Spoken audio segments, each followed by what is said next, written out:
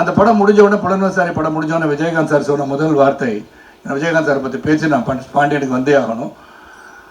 அவர் வந்து இந்த படத்தை பார்த்தோன்னே எந்த ஒரு கதாநாயகம் சொல்லாத வார்த்தையை சொன்னவர் தான் விஜயகாந்த். அதனால தான் இன்றைக்கும் இதயத்தில் ஆழமாக இருக்கார்.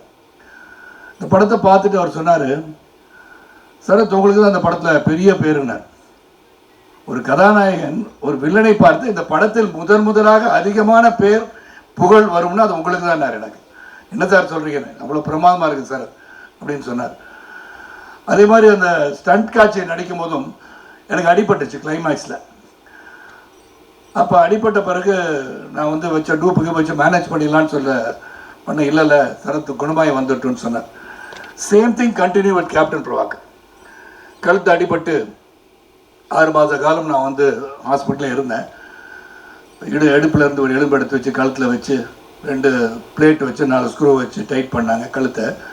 ஐ last my right vocal card because I could not speak. பேசாமல் இருந்தேன் 6 மாதம். அப்போ தான் கேப்டன் பிரபாகர் வந்து முடிய வேண்டிய காலகட்டத்தில் ஏற்கனவே கொஞ்சம் நடிச்சிட்டேன். நான் வந்து அங்கே ஃபைட் சீன் ஒன்று முடியணும் எனக்கு.